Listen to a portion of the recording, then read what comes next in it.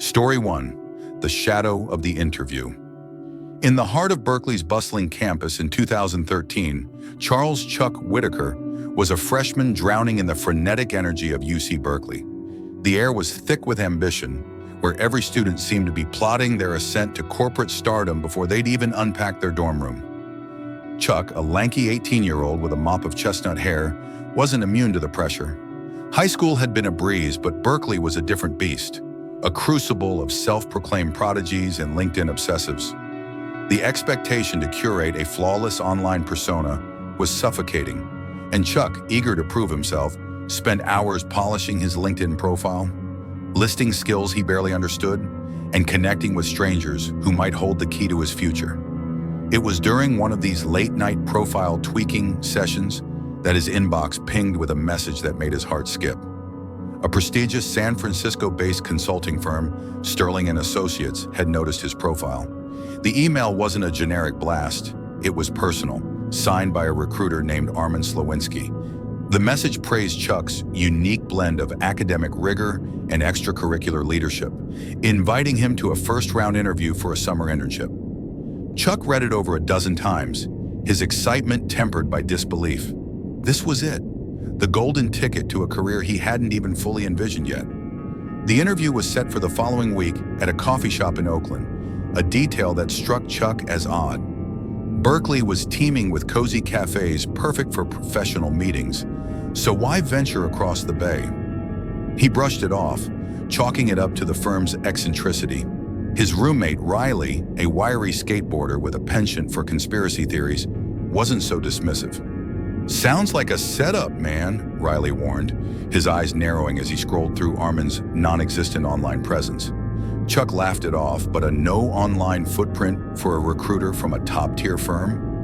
Red flags were piling up, but Chuck's ambition drowned out the doubts. The day of the interview arrived, a crisp autumn afternoon that carried a faint chill. Riley offered to drive Chuck, insisting on sticking around in case things went south. Chuck, dressed in his only suit, a hand-me-down from his dad that didn't quite fit, felt a mix of nerves and exhilaration as they pulled up to the address. But when he stepped out onto the street, his stomach dropped. The coffee shop was gone, replaced by a desolate construction site.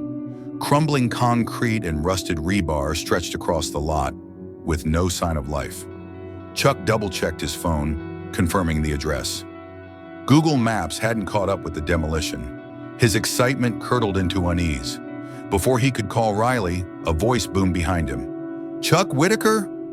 A towering man in a tailored black suit emerged from a matte black Bentley parked across the street.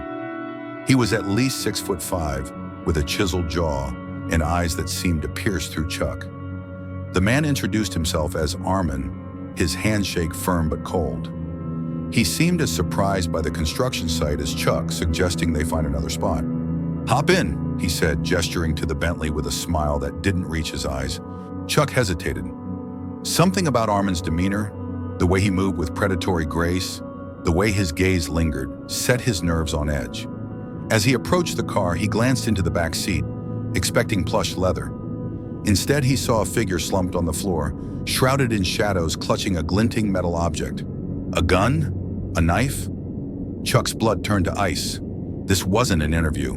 This was a trap. He bolted, sprinting down the empty street as Armin's voice roared his name.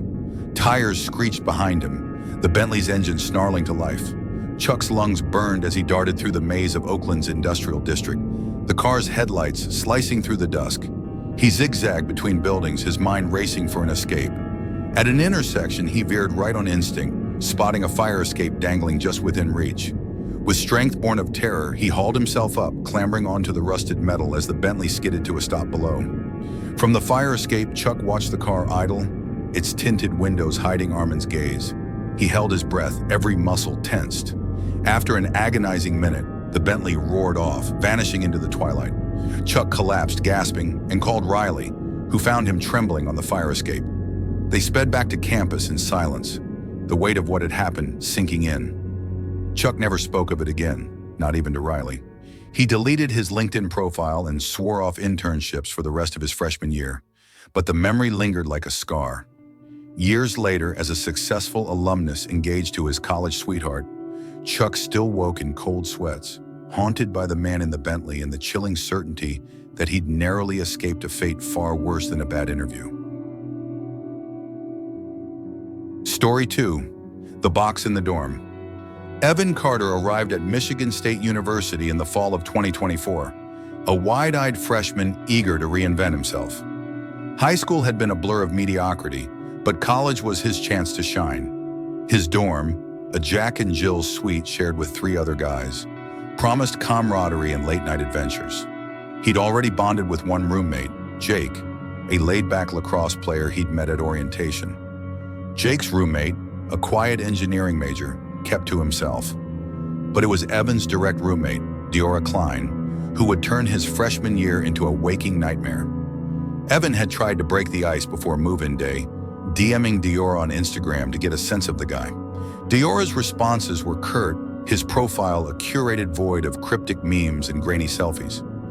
Probably just shy, Evan told himself, ignoring the unease creeping up his spine.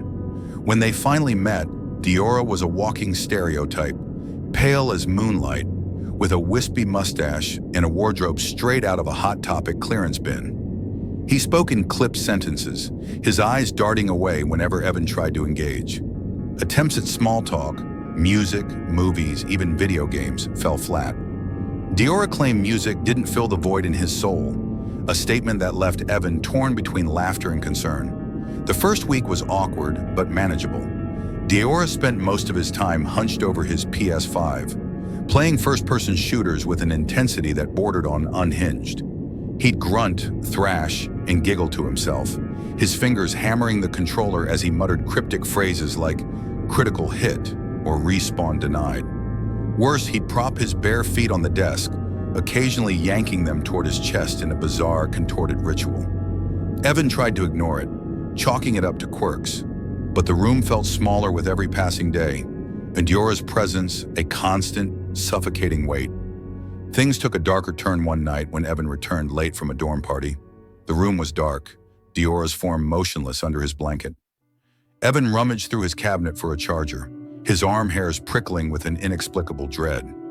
He turned to find Deora staring at him, his eyes glinting in the moonlight, a faint smirk curling his lips. Evan yelped, cursing, but Deora just chuckled, muttering, "Dark time," before rolling over. The incident repeated twice more, each time leaving Evan's heart pounding. He requested a room change, but the housing office cited a full dorm. Jake's roommate refused to swap, leaving Evan trapped with Deora for the semester. 3 months in, the tension was unbearable. Evan returned from a late English class to find Deora scrambling to hide a small wooden box on his desk. When Evan asked about it, Deora snapped, striking an exaggerated pose like some anime villain and insisting it was nothing to worry about. Evan's unease deepened when he noticed his iPhone charger and a pair of scissors missing. Deora sheepishly returned them, but as he handed over the charger, it snagged the box, knocking it to the floor. The contents spilled out, and Evan's world tilted. A sticky note with his name scrawled in jagged handwriting lay among a chilling collection. A pair of his socks, a disposable photo he'd taken as a prank, a pair of glasses he didn't recognize, and, most disturbingly, a small vial of what looked like eyelashes. Deora lunged to gather the items, stammering excuses, but Evan's rage exploded. He screamed at Deora to leave, his voice shaking with fury. Deora fled and Evan texted his RA, who promised to investigate but needed the box as evidence. Evan hid the box in his laundry bin, his mind reeling. What was Deora planning? Why his photo? His socks? The eyelashes? When Deora returned an hour later, Evan laid down the law. Stay on your side, don't speak. The silence was oppressive, but Evan couldn't sleep, terrified Deora might search for the box. Exhaustion won out, and he dozed off around 2 a.m. When he woke, Deora was gone, and so was the box. Evan's RA arrived, sympathetic but powerless without evidence. "It's your word against his," he said, leaving Evan feeling like he was losing his grip on reality. When Deora returned, he played dumb, denying the box's existence with a smugness that made Evan's skin crawl. Evan pressed, But Diora's denials only grew more defiant. The semester dragged on, and though Diora promised to never do it again, Evan didn't believe him. He spent as little time in the room as possible, haunted by questions that gnawed at his sanity. What was the box for? Whose eyelashes were they? And why had Diora labeled it with Evan's name, as if marking him for something unspeakable? Story 3. The Warehouse of Whispers. In the fall of 2019, Mia Delgado was a freshman at Ohio State University, swept up in the electric chaos of Halloween week. The Big Ten school was a party mecca, with frat houses and bars transformed into costume-fueled bacchanals. Mia, a spirited art major with a knack for adventure, thrived in the madness. On the Saturday before Halloween, OSU's football team crushed their rivals, and Mia and her friends, Alexandra, a pre-med firecracker, and a rotating crew of dorm mates, headed to an off-campus frat party to celebrate. The frat house, a sprawling Victorian with peeling paint, pulsed with energy. Music thumped, bodies swayed, and shots flowed freely. Mia, dressed as a punk rock vampire, laughed and danced, her phone long dead and tucked into Alexandra's purse. By midnight, the party was a blur of neon lights and drunken chants. Needing a break, Mia shouted to her friends to wait by the DJ booth and wove through the crowd to the bathroom. As she washed her hands, a frat brother's scream cut through the noise. "Cops!" Panic erupted. Mia bolted outside, greeted by flashing lights and shouting officers. Partygoers scattered, some sprinting into the night, others cornered by cops checking IDs. Mia, tipsy and phoneless, yelled for Alexandra, but the crowd swallowed her voice. Realizing she was on her own, she started the long trek back to campus, the October chill biting through her fishnet tights. The frat house was miles from her dorm, in a gritty neighborhood dotted with warehouses and vacant lots. Shivering and disoriented, Mia spotted a building she mistook for an academic hall. The door was ajar, and she slipped inside, grateful for the warmth. Dim exit signs cast an eerie glow, revealing not classrooms but towering shelves and dusty crates. This wasn't a university building. It was an abandoned warehouse. Unease prickled her skin, but she pushed it down, sitting against a wall to sober up. Then she tried the door. Locked. Her heart sank. How could it lock from the inside? She moved toward an exit sign, pushing through a door that led not outside but to a smaller room, bathed in crimson light. Chains dangled from the ceiling, steam hissed from unseen pipes, and a low buzz filled the air.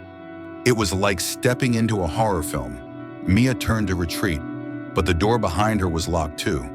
Panic clawed at her chest. She slid down the wall, fighting tears, when a distant door slammed.